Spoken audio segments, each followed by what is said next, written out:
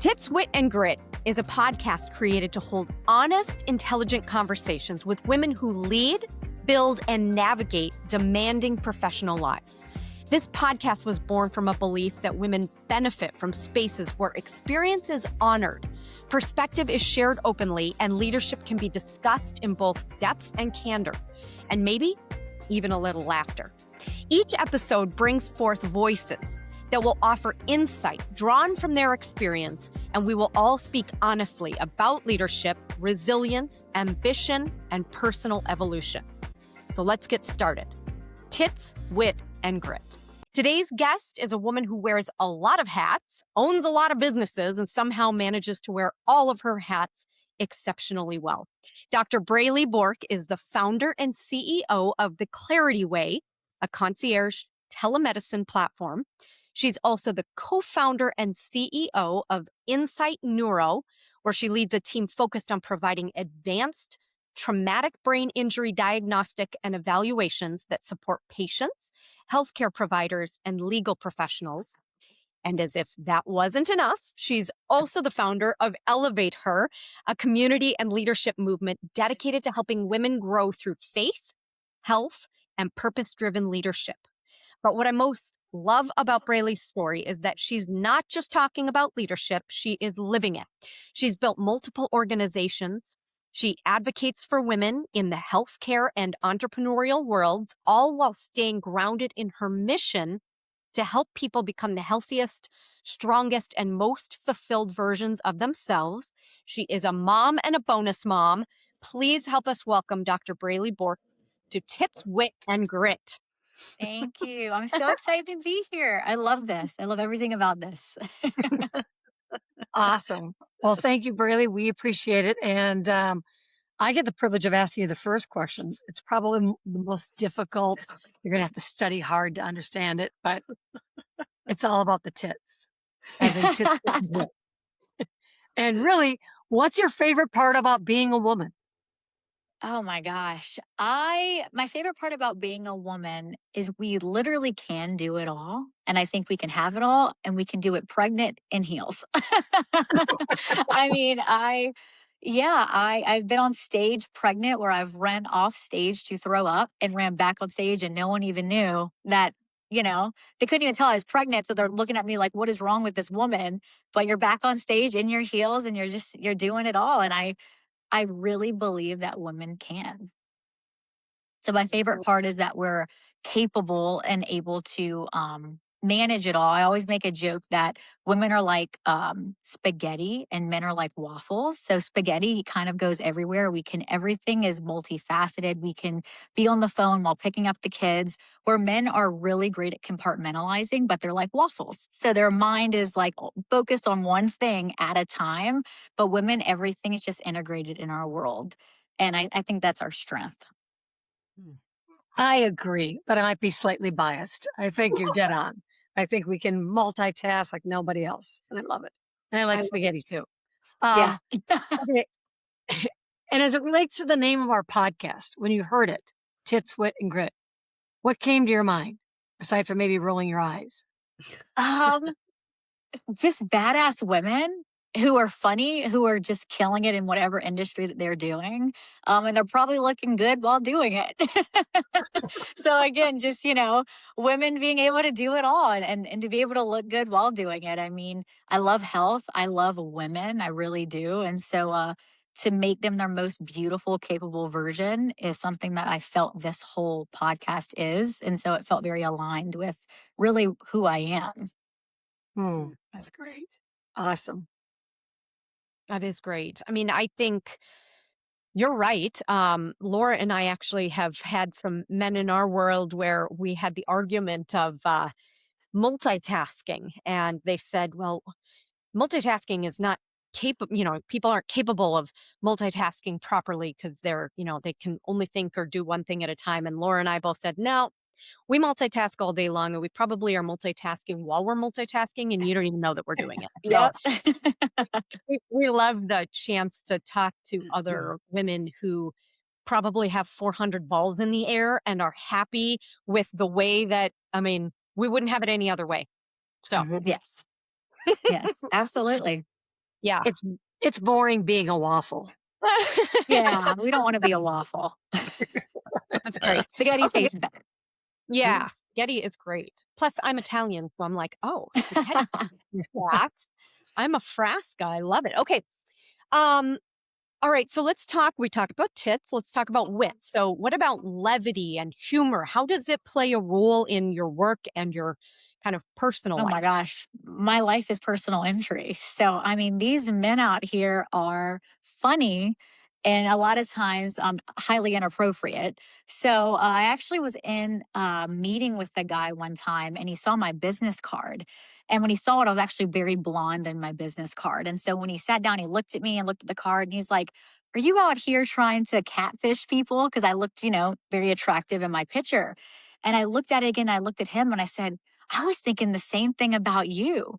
And he just kind of looked at me and he goes, "Okay." He's like, "Where are you from?" I'm like, "I'm from Louisiana. I'm Cajun and I'm crazy." So I was like, I'm not the one to pick jokes with. And he was like, "Whatever she's doing, I want to be a part of what she does." And so just being able Wow. to kind of like give it back to him a little bit.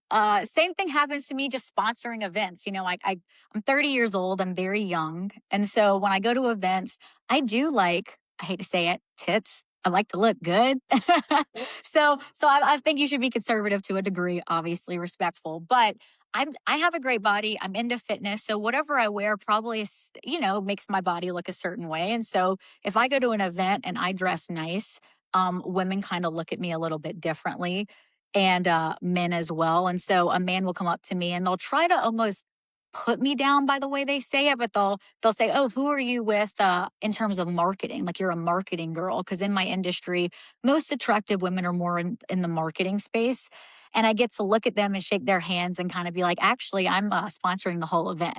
And so I kind of have this dark humor to me Mhm. that is kind of like in their face, but I think it is why we scaled so fast because Mhm. I'm not doing anything unethical in the space, but I am using my looks and my wit to pretty much like anyone, I hate to say it, but if you had your looks and it got you indoors, you'd probably use it. Same thing with humor. And then if you couple that with intelligence, you're pretty much an unstoppable force. I mean, you're doing everything right and you kind of get a foot in. And for anyone who says that they wouldn't utilize it, I think is lying. I think it's just funny to me how it's usually coming from women who Mhm. either want what you have or men who can't get what your husband has. So you kind of leverage it, within reason. It's great. I think it's great. I mean, trifecta, girl. Like, good looking, funny and witty, and a doctor. Like, you're like the new Meredith Grey. Oh, different Well, I doctor. will say on the polar side of it though, men sometimes it's not the men that can be the roughest, obviously in certain ways, but sometimes it's the women. The women kind of are threatened by a woman who is very strong-willed and attractive. And so just being able to like kind of like bring that down if I see her with her husband and kind of talking to her first. I had jobs since I was 15. I was a bartender all through college. So always kind of treating the wife and the girlfriend with respect. I worked at walk-ons, talk about tits. I worked at Twin Peaks. Like I actually, let me, to be very vulnerable. And my parents knew this. I called them. I actually worked as a bartender in a strip club through college. And that was actually something that was really rough. It spread in my doctorate program very quickly, where a lot of people made up a lot of rumors about me saying that I was stripping was not true. But I did work at a strip club and being able to kind of see how the men were in that space, but also just I don't know, just knowing like a lot of successful men actually went into that space. And when I would bartend, it was interesting because the girls would almost get mad at me because I wasn't naked. I was wearing a t-shirt and leggings, and they would come and become my regulars because I would actually talk to them about being in college. What they did. A lot of them were attorneys. And so I actually met my mentor in the strip club because I was bartending there. And he was like, "What are you doing after school? Like, what is your goals or what you want to do?" And so you just, you don't know, like it all kind of it's a part of being a woman. And it also is something that you probably do leverage if you are someone who, is attractive. Like I say, in the right way. Don't do something to get where you want to go. I don't think that women need to do that. I think that we're way past that, especially in this world and age. But yeah, I think attractive women who are funny probably get a step up in life. Mhm. Mhm. Mhm. That's I'm great, also an Braley. open book. God knows what's going to come out of my mouth. We're here for it. Yeah, I like it. So we've covered tits, we've covered wit. Tell us about a time, Braley, when you had to dig really deep to find the grit. Yeah. So, really early on in my career, I started a job and I went on a work trip out of the state. And the first red flag that I noticed was the executives of that company wanted to stay in an Airbnb with me versus like separate hotel rooms. And I didn't realize how weird that was until my now husband mentioned, like, oh, y'all are all kind of staying in the same house. And that's a little inappropriate, but if you have your own room, I guess it's not a big deal. Um, and then as we were actually at that event later that night, like I said, I'm in the PI space. A lot of people drink. Unfortunately, you even see probably drugs in this space because that's kind of Mhm. men who think they're successful think they have to do that. So that's something I want to be a part of, but I have seen. And there was a Mhm. night where one of the executives was drinking heavily, doing drugs, and looked at me and said, I'm so happy you don't know your value because you're actually someone who is extremely smart, but because you don't know your value, I can pay you way less than what you're actually worth. And I remember getting pissed off because I didn't realize, I'm like, do I not know what the word value means? Because I'm like, what does that actually mean? So I actually left the party, go upstairs and Google, like, what does value mean? And it says interrelation of something like your worth, but a little bit lower on Google, it actually says, and it means better yet, more of like your core values. And that's Mm. when it opened up the idea to me of like what core values were. And it kind of brought me down this place of like, what are my core values? Like integrity, respect, like what true leadership is. And so I realized I stopped worrying if I was good enough for him, but if he was good enough for me and my values in an organization. And it really jump started my whole idea of I want to be a leader in an organization that actually like represents leadership, what Mm. success is. Because success can be the big house and the multiple cars and a jet, all those things. And look, I'm blessed. I have a lot of those things in my life now with my husband, but I actually truly feel like I'm successful because I'm loyal to my husband. We have a great marriage. I'm a great mom, even probably better bonus mom. And I have those other things too. So it really taught me like what my core values were, what I wanted in my what I wanted to make PI be, because I think a lot of people in personal injury have this really tarnished view of men in it, and I'm not going to lie, I did too because of my first and second job in the space, and I kept coming against these same men, and so I was like, if I can't beat them, I'm going to join them. I learned how to golf. I'm like the only woman who goes to these golf events because I can golf. I'm going to do business deals with these men. I'm not going to sleep with these men because I do not believe you have to sleep to get to where you have to go. Um, and yeah, I mean, I joined them and I did it my way, and I've created 3 companies based on those same standards and core values. And look, I'm the first person who will see if, even if it's a woman, if it's not aligned and I see her do something that lacks integrity, which is a big core value for me, she's out of my organization because that's going to bleed into my team. That's going to bleed into my culture. And I want them out. Like they're dangerous to every part of me. That bleeds into my marriage. That bleeds into the mom I am. And so I just saw all the things I didn't want to be Hmm.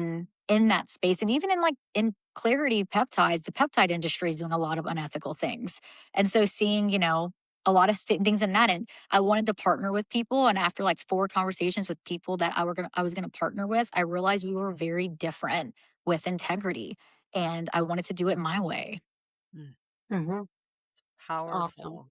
Yeah, really a Thanks. powerful message. I mean, pretty powerful stories. And I mean, the 3 of us on the Point Northeast team have been a part of PI for a long time, and it's varying levels. But I would say um, we've also seen people who think success is, a lot of the maybe more surface level um, components and, cars and jets and drugs and alcohol and all the, women or men or whatever.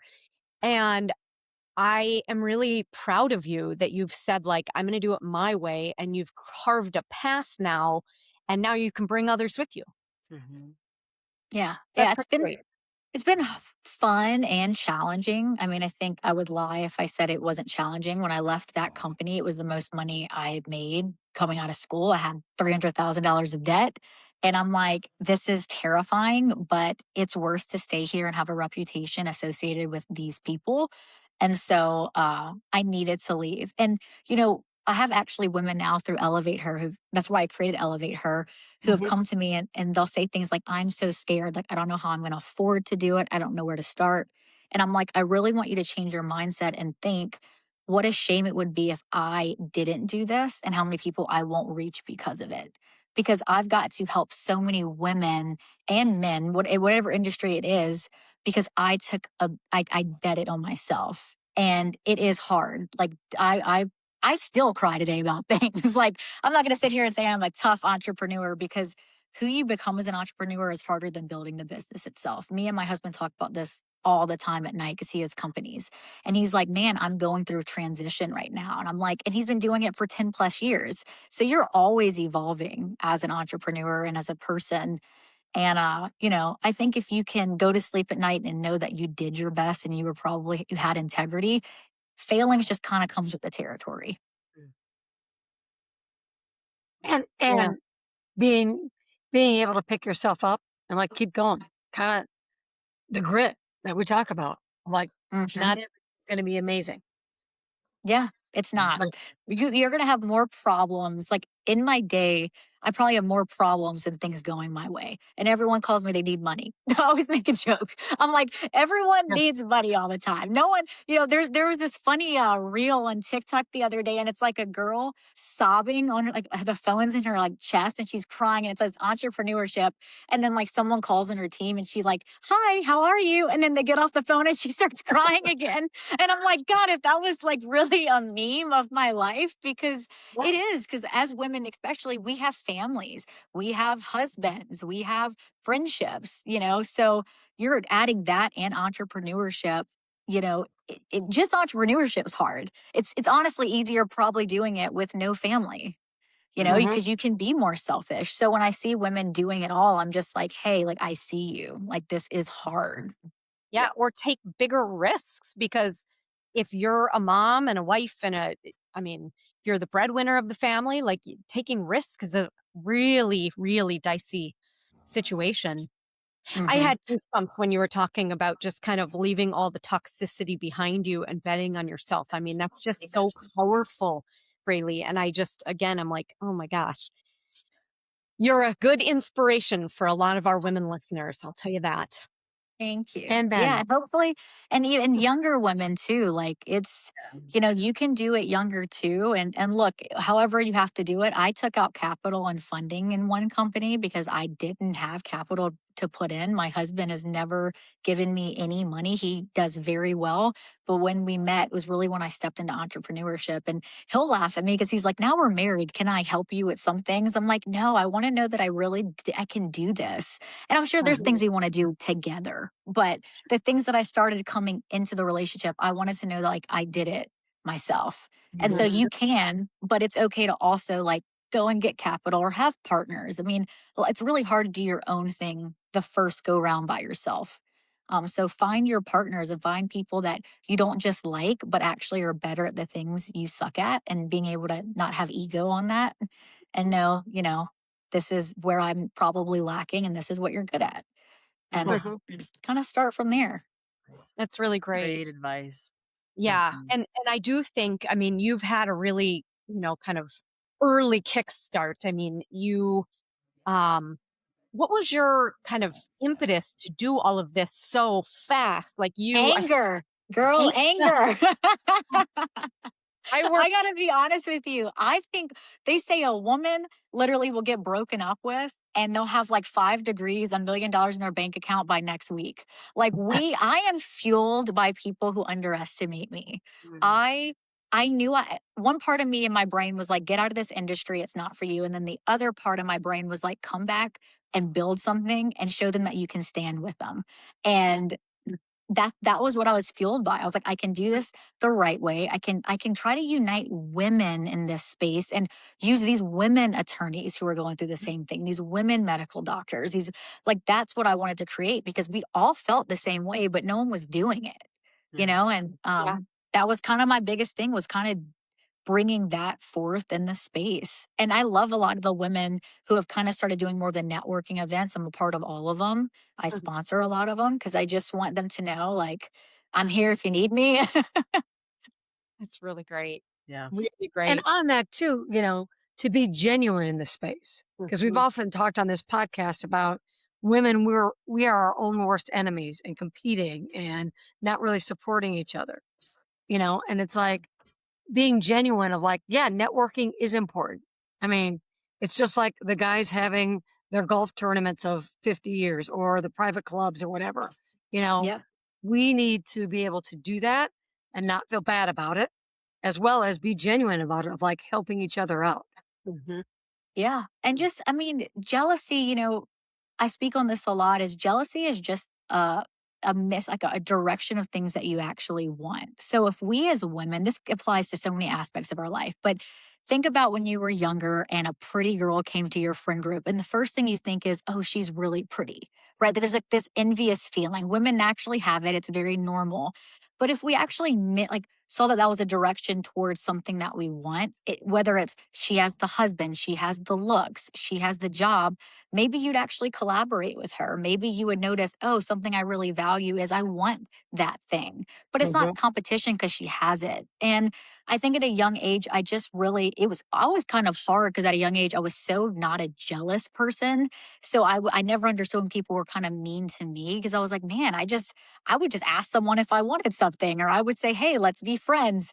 So that was just never an emotion I ever felt. But I noticed as you get older, the passive aggressive responses, it just exists with women. And so being able to create a space through Elevate Her of, hey, like, I want strong women in this room. I want pretty women in this room. I want moms in this room. Like, I want y'all to connect with each other, because you might get nothing from me, but there might be a woman sitting next to you that y'all can do something together. I have people now doing Bible studies in that group together. I have people who are doing things in their industries. So like, just creating this, it was a one-day event. I just pushed it on my Instagram kind of as like a maybe it'll work out.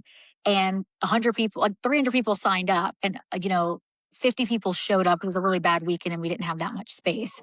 But I know now exactly how to actually probably market it. But also, like, how powerful is it that 300 people signed up? They just couldn't make the weekend that I did it.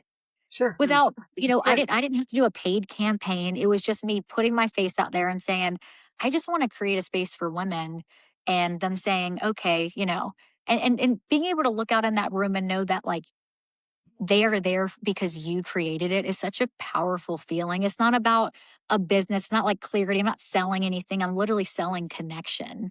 And that is, to me, like the best thing that I could do. It's the most rewarding thing that I've created is Elevate and clarity, because clarity allows me to actually give people the capacity to show up in their everyday life, in their health. And just those two things, you can't beat that. Hey, everyone. Quick pause from today's episode, because we have something really special to share with you. EWIL, Empowered Women in Law, is an intentional, curated experience for women in the legal profession who are looking for more than surface-level networking and packed conference schedules. We're creating space for real conversations, meaningful connection, reflection, and growth alongside incredible women who truly understand the demands of leadership in law. So join us November 4th through the 6th of 2026 at beautiful Murrayville, Austin in Texas Hill Country. Yeehaw! This is going to be hosted by your Tits, Wit, and Grit team, Point Northeast. And because this experience is designed for depth, seats are intentionally limited. If this sounds like your kind of room, Join the interest list now at pointnortheast.com. Now, back to the episode. Awesome. All right, next question for you. So now that we're really rolling, tell us about an oh shit moment. It could be personal, professional. It kind of put you on your heels, made you literally stop in your tracks. And it was like, oh shit. Yeah, I think there was an event I went to that really pushed me to do Elevate Her, where it actually was a women's event. And I noticed that this person was actually not treating it as connection, it was more about making money. So I saw that there was like this need in the space that was actually still valuing connection. Actually, Elevate Her is not just a PI event, it's for anyone. So I kind of created it as that as well to get out of the PI space. But this particular event was mostly for PI. And I saw a lot of women come out of it asking me or telling me situations with this person who was one of the higher up people in that event and kind of the problems they were having. And I was like, wow, that really sucks because this event, the word is leadership and it's lacking a lot of actual leadership. So I think people create these events and they want to throw the word leadership in it, but being a leader is really freaking hard. It's doing the thing that no one wants to do. It's being not liked all the time. It's firing people that people may like because you see it from a different lens. And it's doing things, it's honestly, I personally believe that leadership is shows up in every area of your life. So even if like a person is next to me and I see them take off their wedding band because we're going to do something, that to me makes me change my view of you. I'm not going to be mean to you, but I am going to tell you I saw what you did. I have actually done this twice in my life and it makes that person very uncomfortable, but I don't care because you're making me uncomfortable. So I'd rather call you out and say, hey, look, as your friend, I'm not about what that is. So like do what you want, but I saw what you did and it just doesn't sit right with me. People don't like that person. That person is not the most liked person in the room. I personally don't care. Right. I value integrity, and I do think if you're married, like I don't want to be around those women. And there's a lot of things that have been unethical on the men's side and the women's side. And so I want to tell women like you can be a good person and still be successful. There's this weird thing right now in society where it's like you kind of like are a shitty person to get where you are. You're having sex to get where you are. You're doing whatever to get where you are. And it's like, that really isn't the case. A lot of people that I know are really, really high up there are collaborating, are they're great family people. Those are probably the billionaires. And I have a lot of those friends through Eric's network.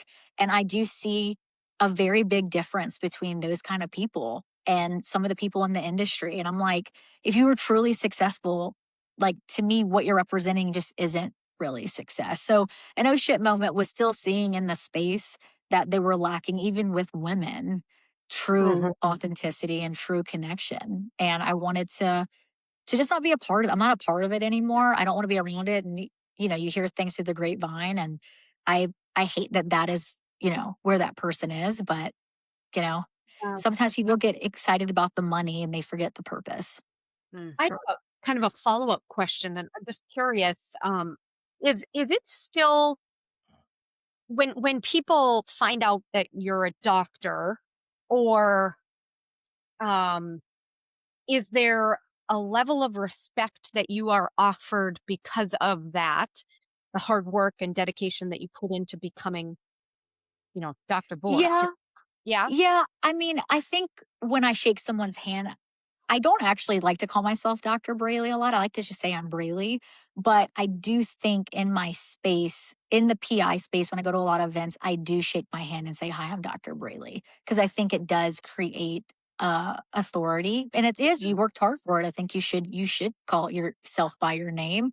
But when people really get to know me, I really am just Braley. And I tell my team that a lot. They call me Dr. B.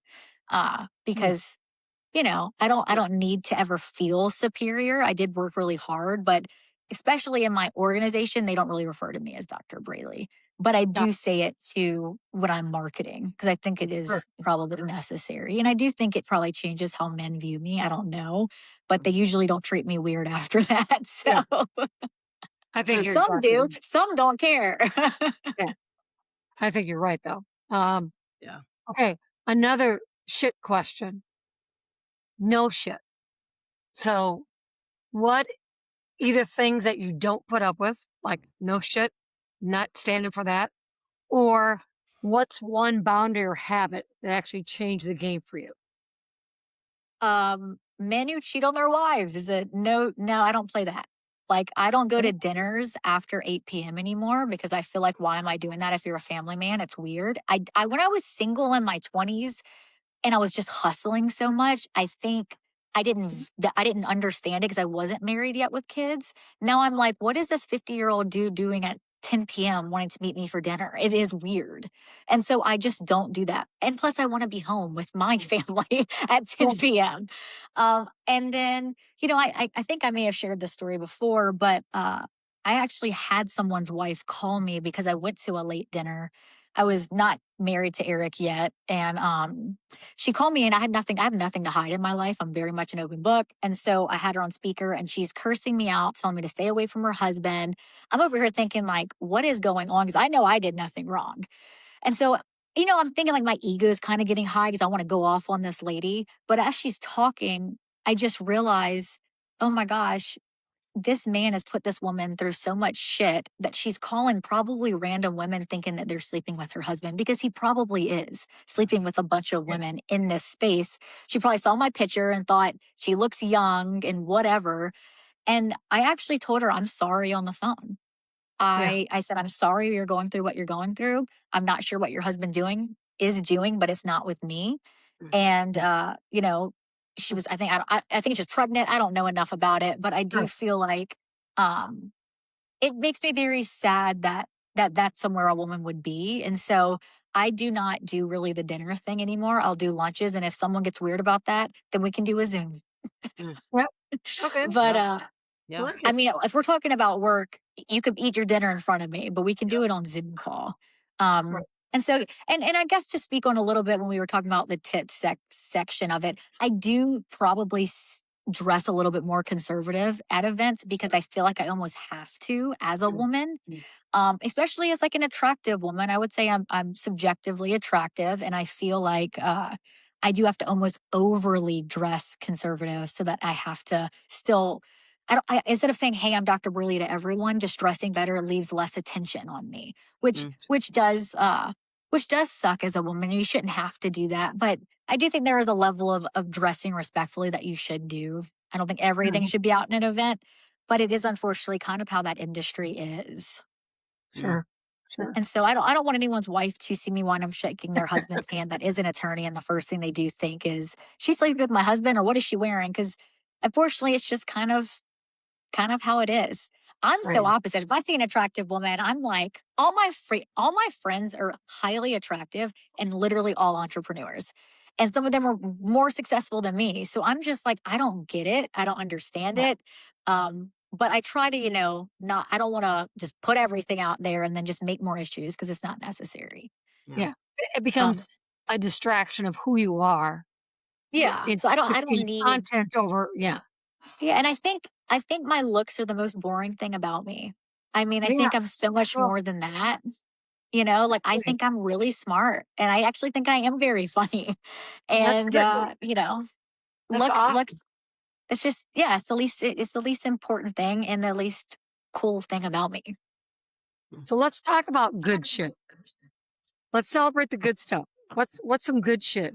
Personally, professionally, that our Yeah, I listeners mean, would the love to good know. shit is I scaled a company in the first year. We had like, I don't know, over 1,000 cases the first year. We were getting like over 200 our second month in the PI space. I mean, we have a great reputation in the space. If we make an issue, we're really quick at fixing it. We're easy to work with.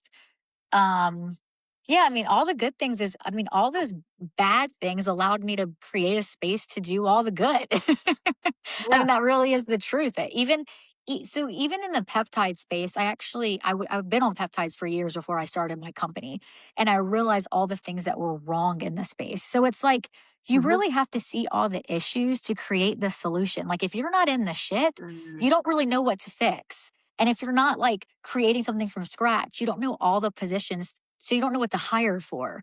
And so I'm thankful that I have hustled and did all the crappy things I had to do to, one, treat people better, and two, create the opportunities in the jobs, in the whatever it is, positions that allow people to have good leadership and be able to show them how, which is a good leader. I don't think Mhm. they have so many positions now in corporate where it's like this person does this one thing, but if you're a good leader in your organization, you know how to do all the things. And that's what Mhm. we're lacking in organizations today. Like leadership is just so bad in corporate.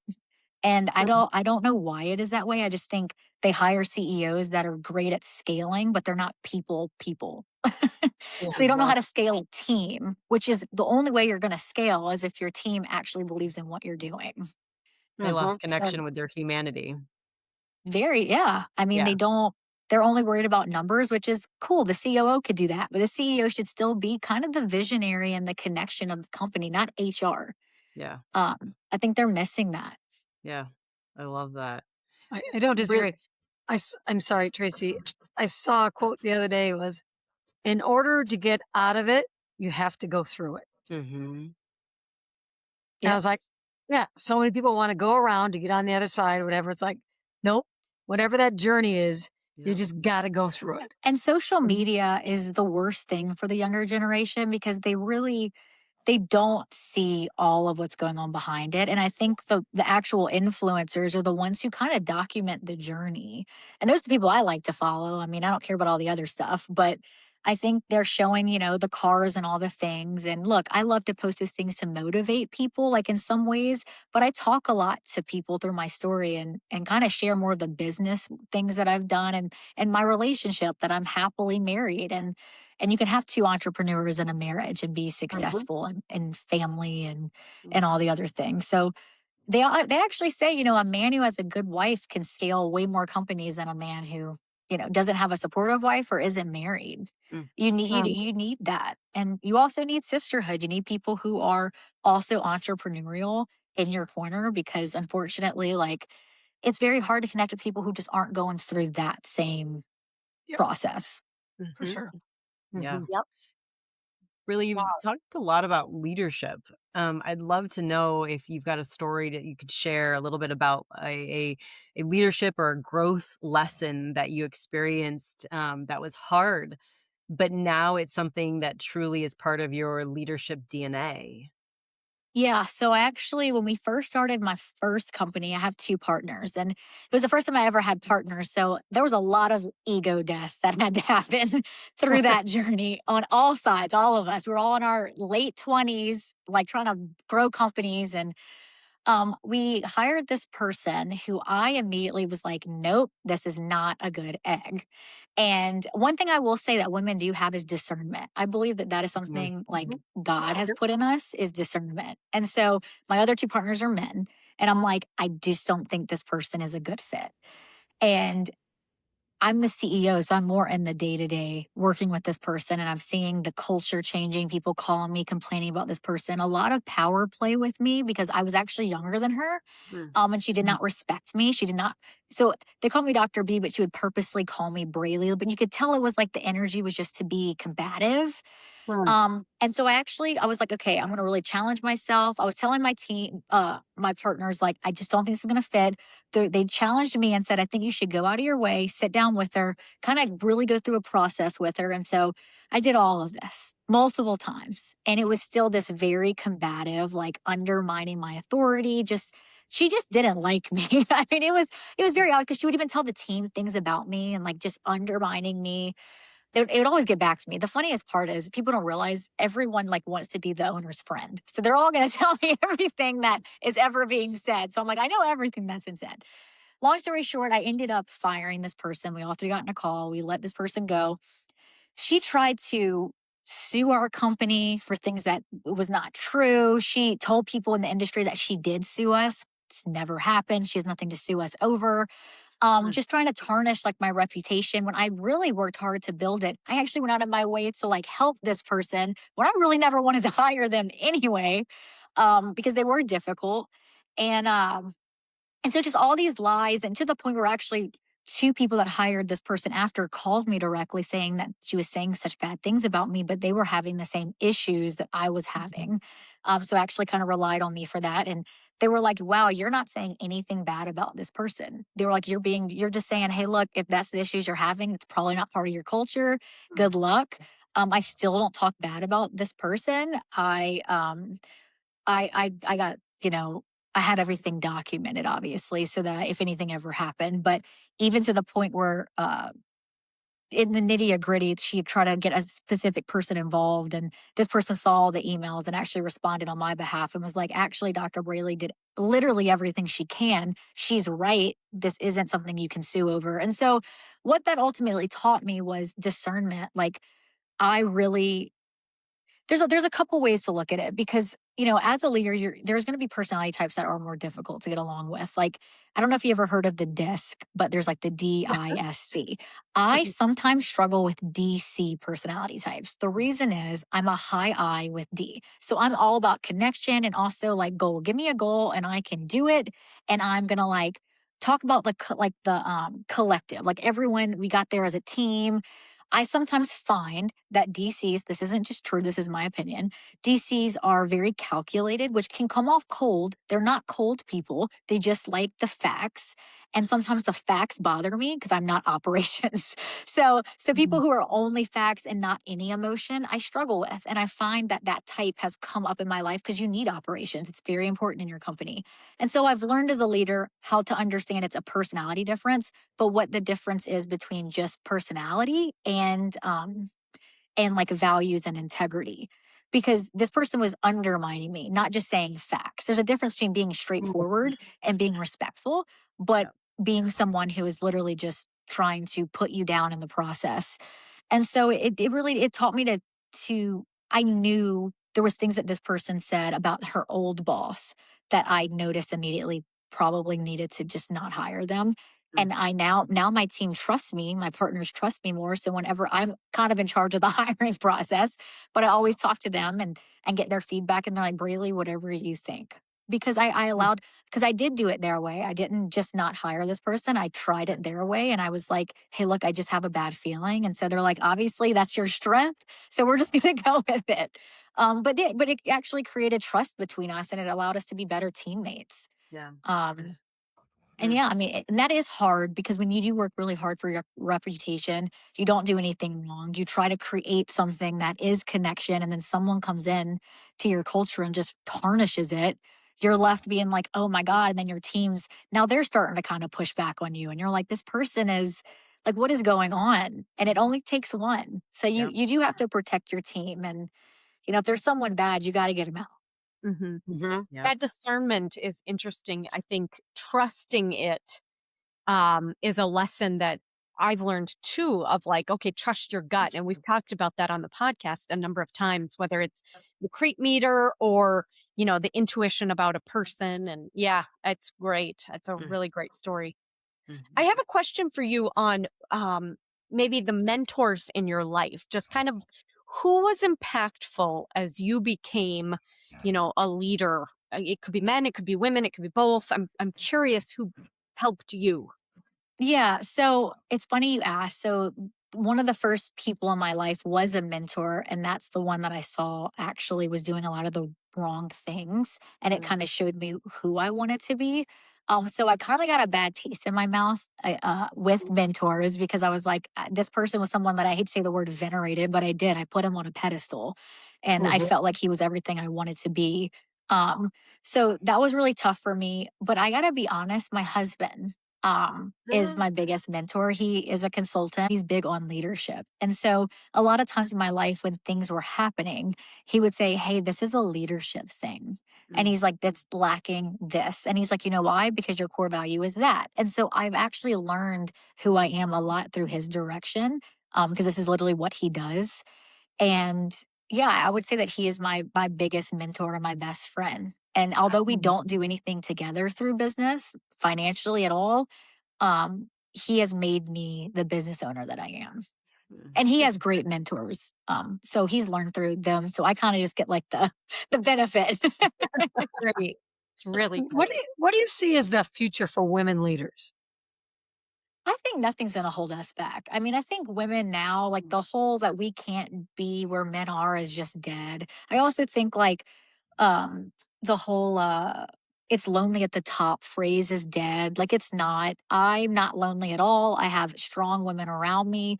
Did I have to weed out some of the bad ones? Yeah. It's just kind of a part of the shedding of becoming an entrepreneur. But I know some strong ass women that I stand on stage, I speak with every month. I go on their podcast. I have watched them scale their companies. We've become best friends. We've traveled together. So you got to get around the right women. I mean, women's life that you admire and you want to be a part of. If you don't admire their life, they're probably not your people. You want to be their life has to be attractive to you. And you know, everything is they always say like don't become an opportunist, but the truth is like I had to learn early in my in entrepreneurship, like I would get angry when people weren't giving me like a chance, but I had to realize I had to prove myself to get the chance.